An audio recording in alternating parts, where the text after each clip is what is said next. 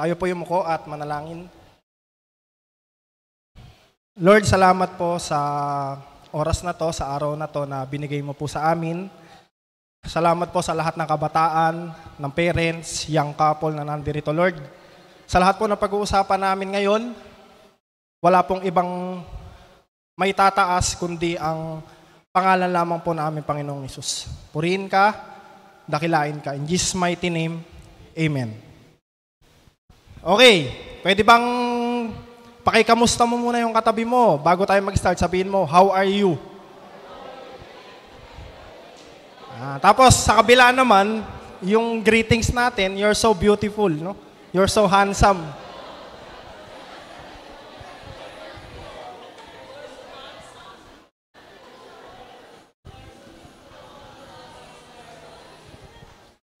Ay, may tumutugtog eh. Pwede bang... Ano pong month na ngayon? Okay, starting na po tayo ng Bear Months. Pwede bang palakpakan natin si Lord? Kasi gusto ko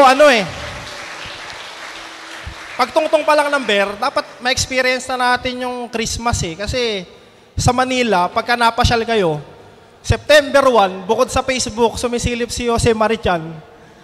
Tugtugan talaga ng Christmas, talagang dumadagungdong, kaya parang ang saya ng ambience, no? Kasi Christmas eh. Okay. Naalala ko, yon sa Manila, one time, nag-drive ako eh. Nakikipaghabulan ako sa oras kasi meron ng coding ngayon. Yung 7 to 10, coding na ng umaga. Eh, araw na yun, coding ako. 6 a.m. umalis ako. So, biyahe ako, naglalakad. Akalain mo ba naman na-stop ako sa traffic? Merong stoplight. Pero inoobserbahan ko yung stoplight, hindi gumagana yung red light.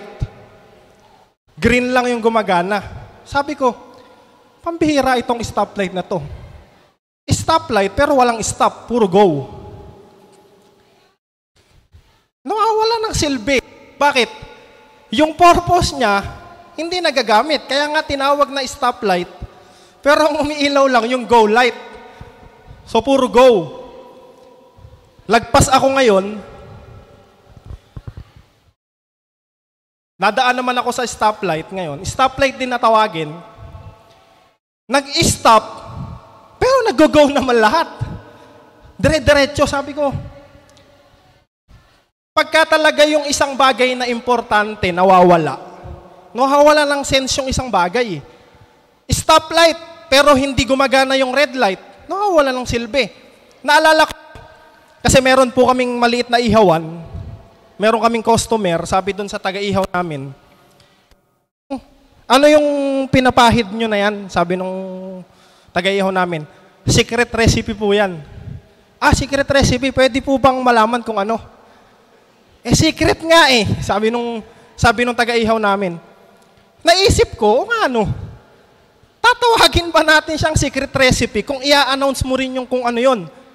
Pag in-announce mo yun, mawawala ng silbi yung pagtawag ng secret recipe. Gusto kong i-point out ngayong umaga, pagka yung isang bagay, yung pinaka-importanting function niya yung nawawala ng kabuluhan. Okay? Ngayon, ang title ng pag-uusapan natin ay, ayan, papa-show ko muna bago tayo mag-start dun sa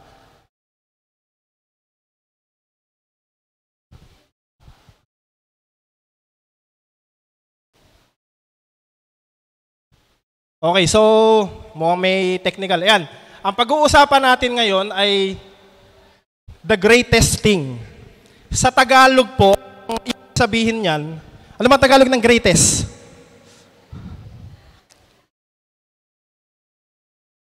Pinaka o most, dakila, parang importante, no?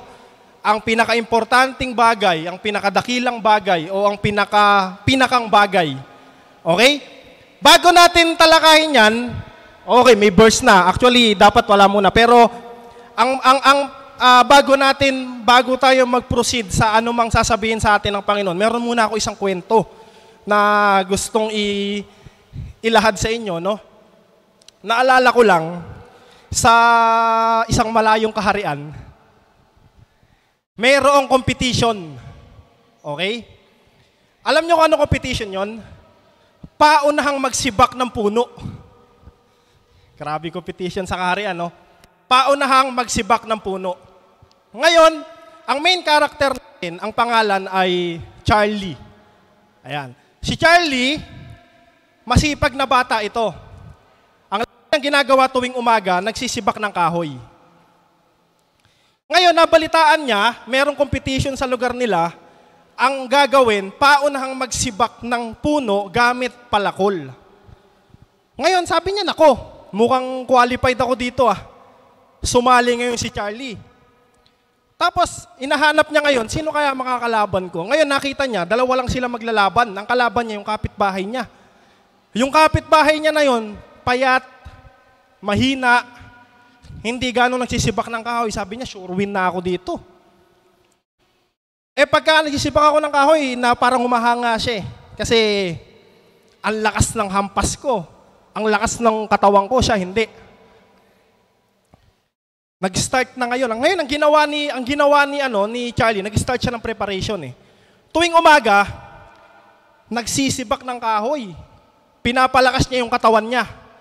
Tapos, yung kalaban niyang kapitbahay niya, ganon din naman, nagpa-practice din, pero hindi niya ganong nakikita. Dumating yung competition, si Charlie ngayon, todo hataw, hampas siya ng hampas sa puno. Napansin niya, bakit tong kapitbahay niya, isang hampas lang, ang laki ng impact sa puno, napuputol agad. Sabi niya, hindi kaya may duga to? Kasi ako, malakas naman ako, pero bakit hirap na hirap akong putulin? Natapos yung competition, ang naputol ng kasama niya ay ng katunggali niya, 20 na puno. Siya, 10. In short, natalo siya. Kinausap niya ngayon yung kapitbahay niya, sabi niya, pre, galing mo Kasi hindi naman kita na masyadong nakikitang nagsisibak ng kahoy. Pero bakit nung nag-competition, parang ang galing mo? Sabi niya, simple lang pre. Yung palakol na ginamit ko, hinasaan ng tatay ko yun 1 linggo. Maisip ngayon ni Charlie, nagpe-prepare ako, nagpapalakas ako ng katawan, pero yung palakol ko, hindi ko pala hinasa. Kaya pala kahit anong lakas ng hampas ko, hindi agad makapagbigay ng malaking impact sa puno. Nawalan ng kabuluhan yung pagpapractice ko, sabi niya. Nawalan ng sense yung paghahanda ko. So kung pagbabasihan nyo sa istorya, si Charlie qualified na manalo. Magaling, masipag, nagpa-practice, tinataglay niya talaga athletic, pero natalo siya kasi yung importanteng bagay na dapat niyang gawin, hindi niya ginawa. Yung yung the greatest thing, kinalimutan Yung the greatest thing na dapat una niyang ginawa, yun yung hindi nagawa, kaya siya natalo. Nawala ng kabuluhan. Alam niyo ba sa Bible, meron ding sinasabi ang Diyos na pagka yung the greatest thing na yung kinalimutan mo, wala kang kwenta. Tayo, pag kinalimutan natin yon, wala tayong kwenta. At ayan ang gusto kong maunawaan natin ngayong umaga, no? The greatest thing. Ang verse po natin ay matatagpuan natin sa 1 Corinto chapter 13 verse 1 to 13. Medyo mahaba ito, no? Pina-flash ko na sa screen. Pwede niyo akong sabayan basahin o pwede rin kayo magbuklat ng Bible. Okay, basahin ko po. 1 Corinto chapter 13 verse 1. Makapagsalita man ako sa mga wika ng mga tao at ng mga anghel. Kung wala naman akong pag-ibig, para lamang akong batingaw na umaalingaw-ngaw o pompyang na tumataginting. Kung ako man ay may kakayahang maghayag ng salita ng Diyos at umunawa ng lahat ng hiwaga, kung mayroon man ako lahat ng kaalaman at ng malaking pananampalataya, ano pat nalilipat ko ang mga bundok, take note dito. Kung wala naman akong pag-ibig, wala akong kabuluhan. Proceed tayo. Ipamigay ko man ang lahat kong ari-arian at ialay ko man ang aking katawan upang sunugin. Take note. Kung wala naman akong pag-ibig, walang kabutihang maidudulot sa akin. Proceed tayo. Ang pag-ibig ay matyaga at magandang loob. Hindi nananaghili, nagmamapuri o nagmamataas. Hindi magaspang ang pag-uugali, hindi makasarili, hindi magagalitin o mapagtanim sa kapwa. Hindi nito kinatutuwa ang gawang masama, ngunit ikinagagalak ng katotohanan.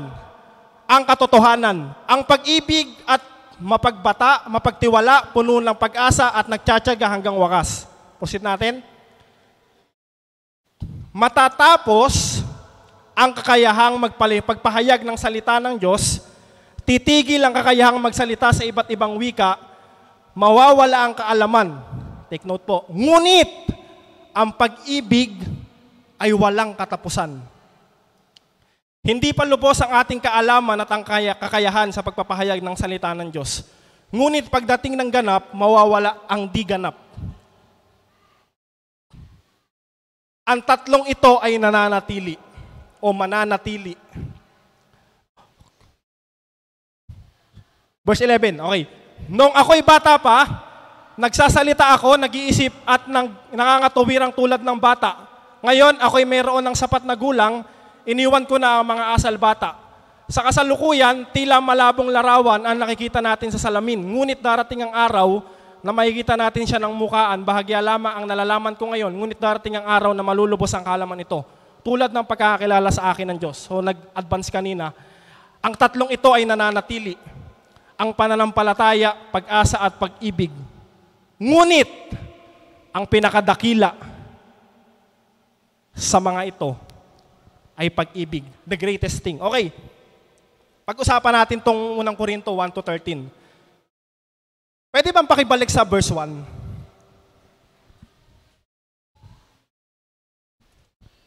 Naalala ko lang, nung tatrabaho ako doon sa sa first job ko, way back 2019. Meron ako mga ka-opisina, no? Matatagal na sila sa company. Talagang okay sila kasi 30 years na sa company, 28 years sa company. Pero meron ako napapansin sa kanila, 30 years na sa company, 28 years na sa company, ang nagkwentuhan kami, meron siya sinasabi sa aking tao, 15 years ko na hindi kinakausap. Sabi niya sa akin, sabi ko, 15 years, imagine. Sa tagal nila sa company, meron pala silang taong ganun katagal na hindi kinakausap, no? Sabi ko, bakit? Ano nangyari? Paano kasi laging yan eh? Siya gusto niya lagi kasing bida kay boss eh. Parang, dapat siya laging tama eh. No? So, meron siyang galit in short, no? Ngayon, sa application ng tao, marami talagang ganyan nangyayari.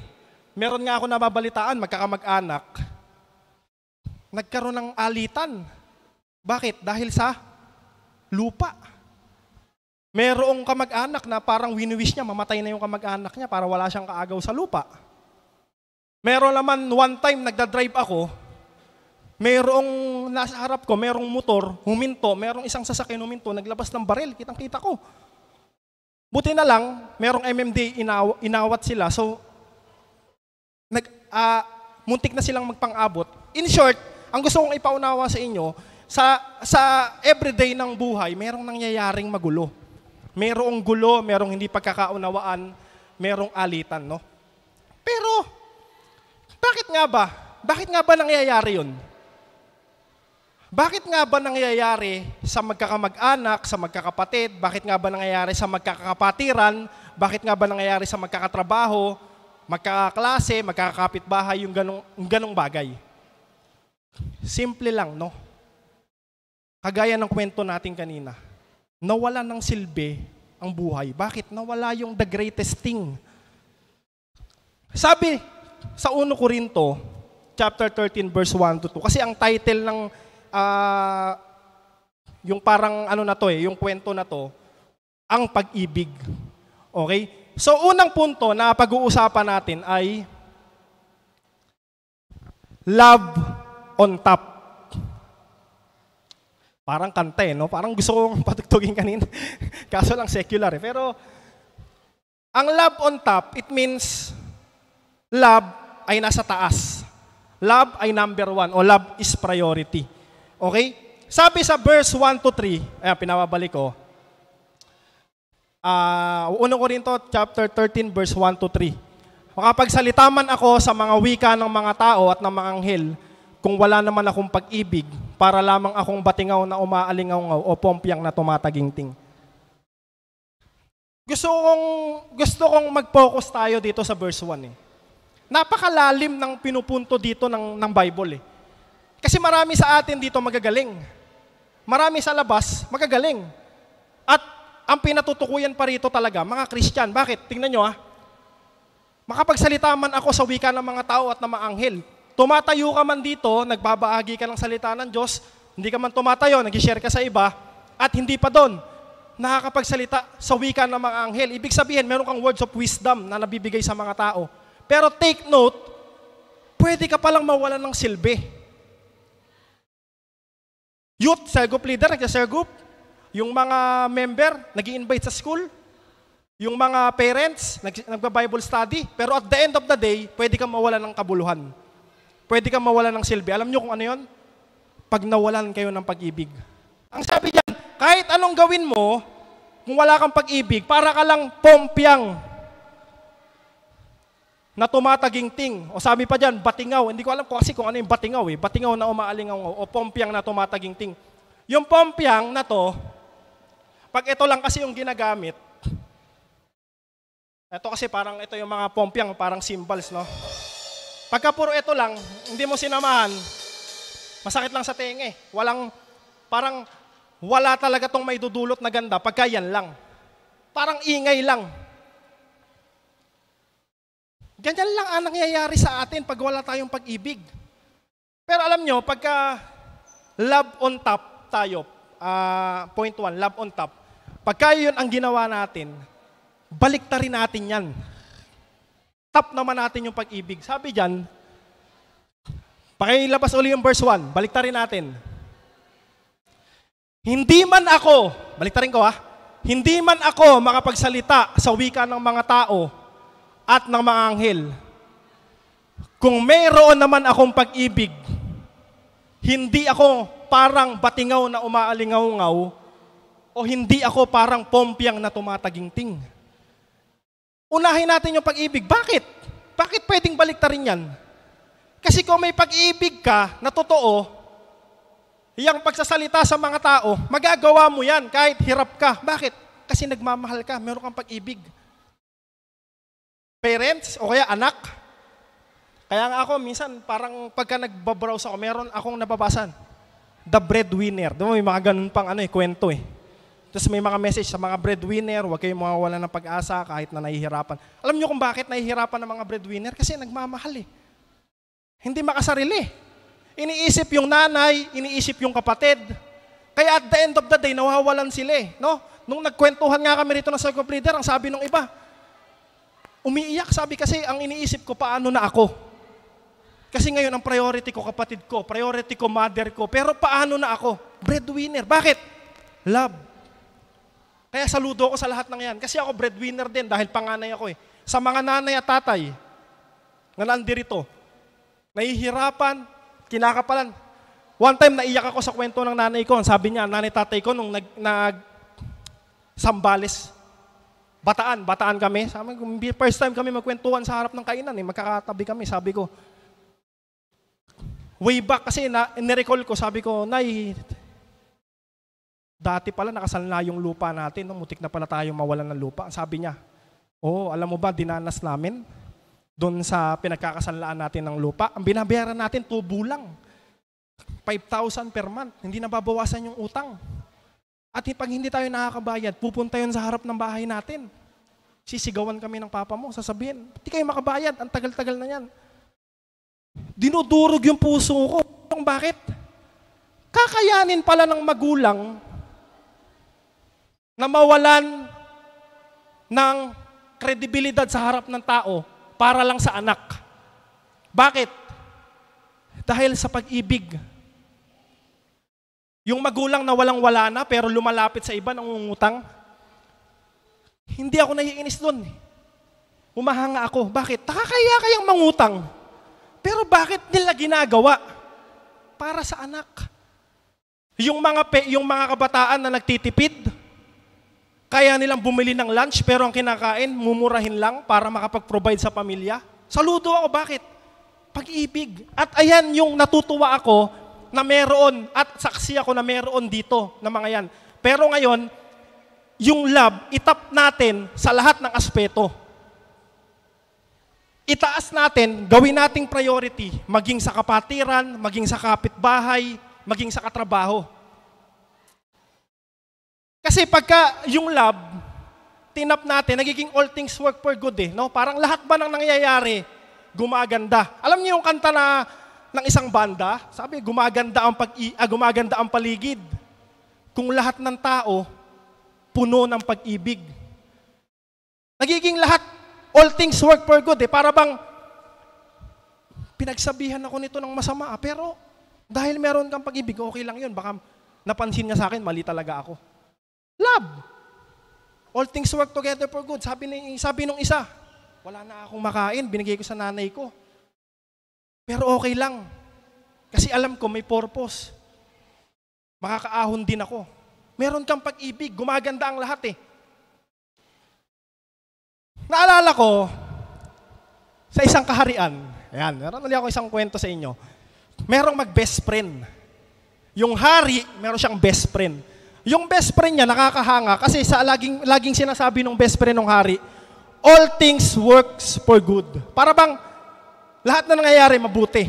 Naglalakad sila, nadapa yung kasama niya. Sabi nung hari, bakit ka all things work for good pa rin? Nadapa ka na nga, may sugat ka. Sabi niya, baka kaya kasi ako nadapa para mabagal tayong tumakbo doon, para mabagal tayong makapunta ron. Kasi baka mamaya may mangyayaring masama doon. Nagdadrive sila ng hari, nalaglag yung kasama niya. Ang sabi nung kasama niya, okay lang yan, all things good lang lahat. Parang ang hirap nun eh, no?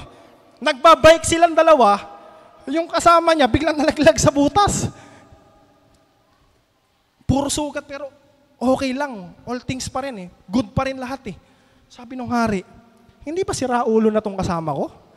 Kasi nasasaktan eh. Pero katagalan, nahawa siya eh. Nung nagkaroon ng hindi mabuting pangyayari sa kanya, inisip niya yun, hindi siya naapektuhan eh. So sabi niya, oo nga, tama, gawin ko yun. So ang ginawa niya, inaya niya yung tropa, yung best friend niya, tara mangaso tayo. Kasi sa kaharian, yun yung kinabubuhay, pangangaso. Mag-hunting tayo ng hayop, bigyan kita ng baril. Meron akong baril, no? Pabarilin mo lang yung hayop. Eh dahil nga, yung best friend niya, hindi naman marunong gumamit ng baril, pumutok.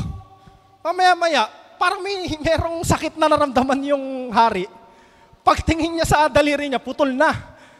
Tinamaan ng baril. Tinamaan ng bala, sabi ng best friend niya. Okay lang yan. All things works for good.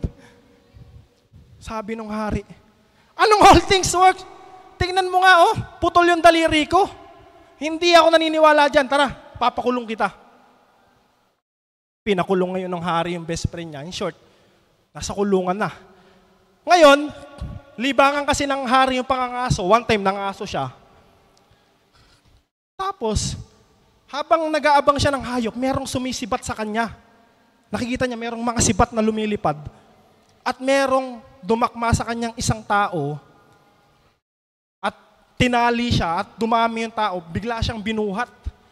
Ngayon, sa gubat pala na yon ay merong naninirahang mga cannibal. Ibig sabihin ng cannibal, kumakain ng tao. Kumakain ng karne ng tao. Ngayon, dinala siya ng mga cannibal dun sa base nila. Pero ang ritual ng mga cannibal, yung kakainin nilang tao, perfect. Walang sakit, walang sugat, kompleto ang katawan. Pagkakita nila dun sa hari, putol ang daliri. Pinakawalan ngayon ng cannibal yung hari. Dahil putol ang daliri. Alam niyo, umiiyak siya sa tuwa. Sabi niya, tama nga talaga. all things works for good. Ngayon, pinuntahan niya ngayon yung best friend niya, sabi niya, alam mo, ganito yung nangyari, nahuli ako ng mga kanibal, tapos hindi ako dahil naputol mo yung daliri ko, thank you very much. Sabi ng best friend niya, totoo talaga yan na all things makakabuti sa atin. Alam mo kung bakit? Kasi kung hindi mo ako pinakulong, humingi ka siya ng sorry, sabi niya, pinapatawad na kita, kahit pinakulong mo ako. Kasi kung hindi mo ako pinakulong, malamang kasama mo ako nangangaso, tapos dalawa tayong nahuli ng kanibal, ako wala akong putol sa katawan, baka ako kinain.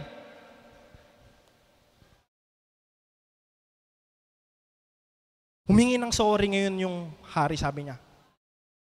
Best friend, sorry. Hindi nang ibabaw sa akin yung pag-ibig. Nang ibabaw sa akin yung galit. Nang ibabaw sa akin yung pagke-question ko. Yung love, hindi nag-top. Yung greatest thing, nakalimutan ko. Pero sa totohanan, kung ito pala yung kinonsider ko, makakabuti talaga ito sa atin. Love on top. Proceed tayo sa verse 2. Verse 2 and 3. Kung ako man ay may kakayahang magsalita, maghayag ng salita ng Diyos, baliktarin natin. Sabi ko nga kanina, baliktarin ha. Kung ako man ay walang kakayanang maghayag ng salita ng Diyos at hindi ko kayang umunawa ng lahat ng hiwaga, kung wala man ako kaalaman at wala man akong ganong kalaking pananampalataya, ano pat hindi ko rin napapalipat ang mga bundok. Ngunit, mayroon akong pag-ibig, mayroon akong kabuluhan. Ako naniniwala ako na pag binaliktad natin yung mga statement na yan, yung mga sinasabi ko na yan, makakaya natin yan eh. Bakit? Kasi susubukan, gagawin mo kahit mahirap, papraktisin mo kasi meron kang pag-ibig sa Diyos. Ang hirap mag-share ng Word of God, pero dahil mahal ko ang Diyos, love on top, gagawin ko. Hindi ako magaling doon, pero gagawin ko. Hindi ko kayang magsalita, hindi ko kayang umunawa ng mga prophecy na nakikita. Pero, ihilingin ko sa Diyos sa pamamagitan ng panalangin kasi mahal ko siya. Kaya, kung meron kang pag-ibig, meron kang kabuluhan. Pero kung wala ka, kahit anong galing mo take note, galing mo tumugtog, mapagbigay ka, galing mo kahit ako mismo, nagkasalita ako rito. Nag-share tayo, nag-cell group tayo, nag-organize tayo ng lahat, ng events, o kung ano-ano pa man, tayo yung nangunguna sa church. Pero at the end of the day, pag wala kang pag-ibig, wala kang kabuluhan. Pinakamababa ka. Ako yung nag-organize dito, dapat, nirespeto nyo ako. Pagka nagkaroon lang ng konting hindi mo nagustuhan, nagagalit ka agad, nawawalan ka ng pag-ibig, wala kang kabuluhan. Pagka merong hindi sumasang-ayon sa gusto mo, naiinis ka o sumasama loob mo, tinatalikuran mo, tinitigil mo yung gawain, wala kang kabuluhan. Wala akong kabuluhan kung ganon. Number 1, love on top. Pero the question is, love on top. Ano nga ba yung love? So, dinefine din siya ng Bible eh. Point number 2, love means a lot. Sa Tagalog nito, parang kasi parang nung iniisip ko to, tinatranslate ko siya sa ibig sabihin na it means a lot for me. Parang napaka-importante nito sa akin. Parang gano'n, no? Yung love, napaka-importante. Pero pagka word by word natin, yung love, maraming kahulugan. Okay? At tama-tama yan. Kasi yung sinasabi ng Bible sa definition ng love ay verse 4 to 7. Basahin ko po. Ang pag-ibig ay matyaga at magandang loob. Hindi nananaghili, nagmamapuri o nagmamataas. Hindi magasbang ang pag-uugali, hindi makasarili, hindi magagalitin o mapagtanim sa kapwa. Hindi nito ay kinatutuwa ang gawang masama, ngunit ikinagagalak ang katotohanan. Ang pag-ibig ay mapagbata, mapagtiwala, puno ng pag-asa, at nagtsatsaga hanggang wakas. Balik natin sa verse 4.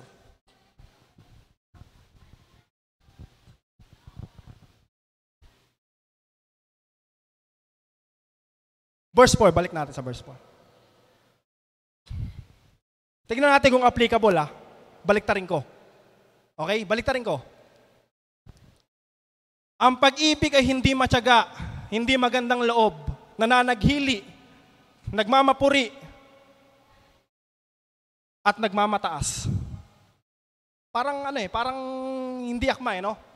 Magaspang ang pag-uugali, makasarili, at magagalitin at mapagtanim sa kapwa. Ayan ang pag-ibig. Proceed natin sa 6 to 7. Baliktarin natin kung tutugma sa pag-ibig. Kinatutuwa ko ang masama, hindi ako nagagalak sa katotohanan. Hindi ako mapagbata, hindi ako mapagtiwala. Wala rin akong pag-asa, at hindi ako nagtsatsaga hanggang wakas. Yan ang pag-ibig. Hindi Hindi pwede maging pag-ibig yan. Bakit? Kasi binaliktad ko yung thing na sinasabi ng Bible So, ayan yung katangian mo. Yung pinaliktad ko yung katangian mo, ibig sabihin, wala kang pag-ibig. Kung nagtatanim ka ng galit sa kapwa, wala kang pag-ibig. Pag binaliktad natin yung meaning, wala kang pag-ibig. Kung nakapokus ka lang sa sarili mo, wala kang pag-ibig. Kung hindi mo kinukonsider ang Diyos sa lahat ng ginagawa mo, wala kang pag-ibig. Kuya MJ, paano yan? Hindi naman ako perpekto. Siyempre, nagkakamali rin ako. Siyempre, tao lang din ako. Siyempre, may kahinaan din ako. That's why, ang sabi ko rito, love means a lot. Dalawang meaning. Love ay napaka-importante at love ay maraming kahulugan. Hindi ka perpekto, pero tandaan mo, napakaraming kahulugan ng pag-ibig. At dun sa hindi ka perpekto, bumawi ka sa iba. Ipakita mo ang pag-ibig. Hindi mo kayang magbigay ng pera kasi wala ka naman talaga Pero kaya mong manalangin sa iba. Gawin mo. Madaling sumama ang loob mo. Pero ready kang makinig ng pagtutuwid ng iba, gawin mo. Lahat ng bagay nasa proseso. Naalala niyo yung preaching ko before? Trust the process. Love means a lot. So, hindi pwede na yung mga dinipay ng Bible na to ay babaliktarin natin. Ibig sabihin, wala kang pag-ibig. That's simple. Kuya MJ, may pag-ibig ba ako? Mainisin ako. Di wala. Ang sinasabi ng Bible Kaya nung binaliktad ko, hindi siya akma. Kailangan, yung the greatest thing, yung love, hindi mo kailangang taglahin lahat. Kasi tao ka lang. Pero hanggat maaari, practicein natin, unti-unti, na taglayin yung sinasabi ng Bible. So, katagalan, sa tagal ng panahon, merong growth, no? Gusto ko lang bigyan ng, Gusto kong ipasalamatan, no? Lahat ng leader ng ministry na nandirito. Alam niyo kung bakit? Kasi ako, nung nasa ministry ako, lead ako ng ministry. Noon pa lang, hanggang ngayon naman, head ako ng ministry. Pero, parang ang hirap Ang hirap hindi mainis Kasi sinabi mo na, uulitin pa. Tapos at the end of the day, meron kang pinatupad, hindi nagustuhan ng iba, ikaw yung masama. Pero nag-i-stand ka doon sa, alam mong tama. Kaya ako, thankful, thank you po, no? Kasi alam nyo bakit? Nakikita ng Diyos yung pag-ibig natin Hindi ka pwedeng maging perfecto sa lahat, pero pwede kang maging perfect sa Diyos. Bakit? Kasi ang Diyos, nakatingin sa the greatest thing, sa love, sa puso mo, sa love mo sa Kanya. So, lagi nating tatandaan, love means a lot. Point number 3. Love remains forever. Buksan lang natin yung verse 8. Verse 8 lang. Matatapos ang kakayahang magpahayag ng salita ng Diyos, titigil ang kakayahang magsalita sa iba't ibang wika, mawawala ang kaalaman, ngunit ang pag-ibig ay walang katapusan. Mayroong science experiment sa isang lugar. Kumuha sila ng 100 tao. Okay? Yung 100 tao na yon, binigyan nila ng tigi-tigisang lobo.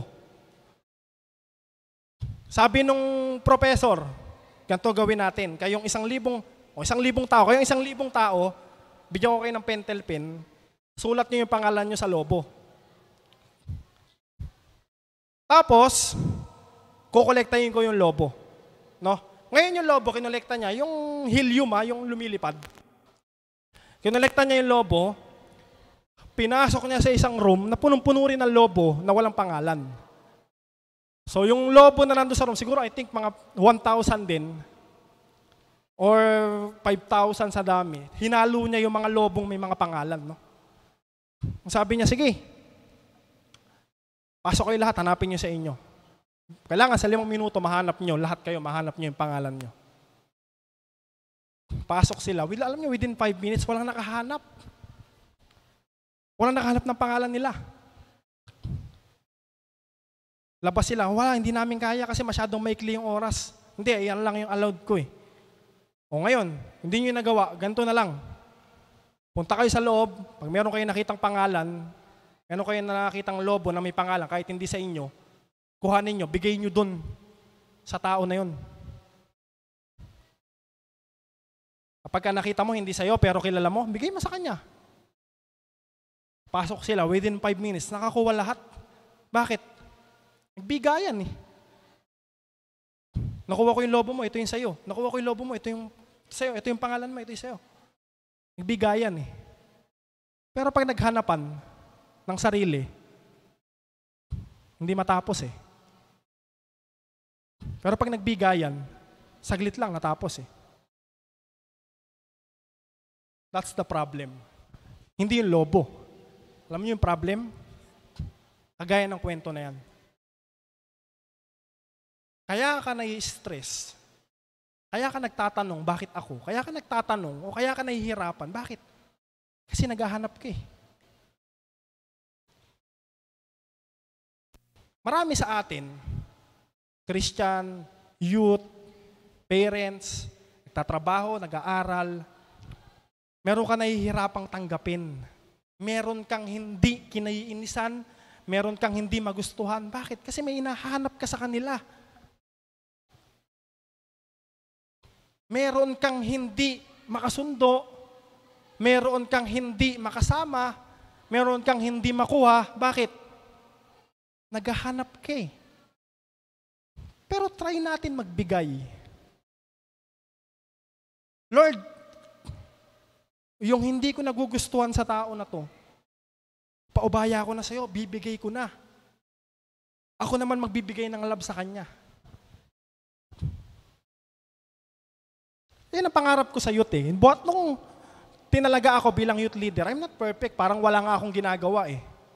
Nagmo-monitor nga lang ako eh. Tapos mayroong diyang mga youth nakasama ko na sila yung tinatanong ko lagi.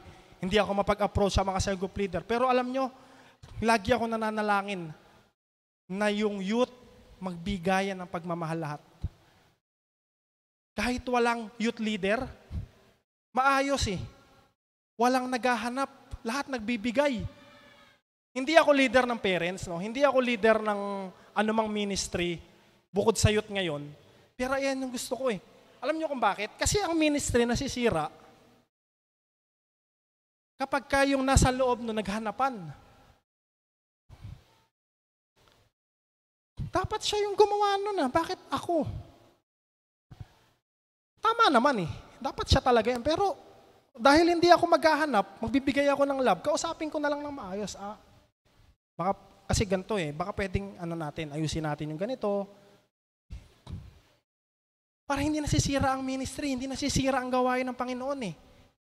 Give love. Kanina, nagpatugtog tayo ng Christmas song. Give love on Christmas Day. May kantang ganon eh. Bakit? Kasi yung binigay mong pag-ibig sa tao, ikaw, patay ka na, Pero yung pag-ibig na binigay mo, nananatili, remains forever. Alam niyo kung paano ko napatunayan yan? Yung boss ko ngayon sa Converge, blessed ako sa kanya. Alam niyo kung bakit? Napakabait. Pag nagkamali ka, susuportahan ka.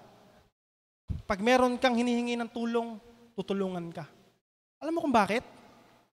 Kasi lagi niya kinekwento sa akin, galing siya ng abroad, boss niya, Arabo. Yung boss niya, binigyan talaga siya ng pagmamahal. Nagkakamali siya pero sinusuportahan siya kaya naayos yung pagkakamali. Tapos lumaki siya na yung parents niya, pinapalo siya pero pinapaliwanag sa kanya na mahal kita, mali yung ginagawa mo. Kaya alam niyo yung pinapasa niya sa amin? Love. Ngayon tuloy, kami ngayon, sa mga bagong dumarating, pinapasa rin namin yung love na natututunan namin sa kanya. Nagpapasa-pasa. Alam niyo pagka ganon, nagre-remain nananatili forever yung pag-ibig Meron kayong cell group leader, meron kayong ministry head, meron kayong pastor, meron kayong magulang, nakitahan nyo ng pagmamahal, kuhanin nyo, ipasa natin. Mananatili forever. Ngayon, sa mag-asawa, ganito. Mag-asawa, boyfriend, girlfriend, pwede rin gawin yan Pwede rin manatili ang pag-ibig Bakit? Kung ano yung ipapakita mo sa anak mo, kung ano yung ipapakita mo sa nakapaligid sa'yo, mananatili yan. Bakit? You are a good testimony. Meron kang good testimony, mananatili. Bakit? Doon ka makikilala at gagayahin ka Pero pagka walang pag-ibig, wala. Matatapos tayo. Okay? Ngayon, gusto kong i-implant ngayong umaga na parang lobo lang ibigay natin. Bakit? Sabi sa verse 13, pwedeng paki-flash yung verse 13. Ang tatlong ito'y mananatili. Meron kang pananampalataya, alam ko yan. Meron ka ring pag-asa, alam ko yan. Meron ka ring pag-ibig, alam ko yan. Pero take note sa the greatest thing, yung pinakadakila.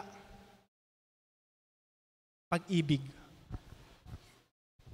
Natutuwa ako sa mga kabataan natin, lalo na sa mga breadwinner, sa lahat ng tumutulong, sa mga parents natin, naglilinis sa church. Natutuwa ako, bakit? May pag-ibig Natutuwa ako sa pastor natin, natutuwa ako sa lahat na nagmi-ministry sa atin. Bakit? May pag-ibig Pero ang gusto ko lang i-point ngayong point number 3,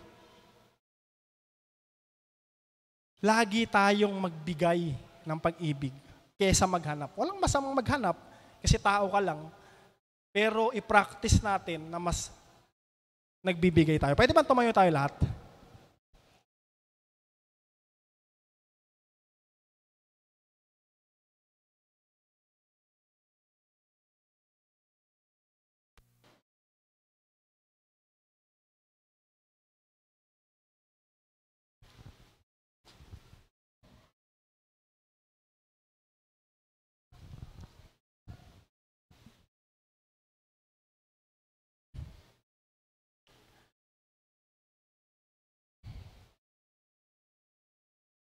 Alam nyo, kagabi, iniisip ko, 10 years na ako dito sa GCM. Parang 1 decade anniversary, Nag-browse ako ng mga album ba sa Facebook, ng mga dati.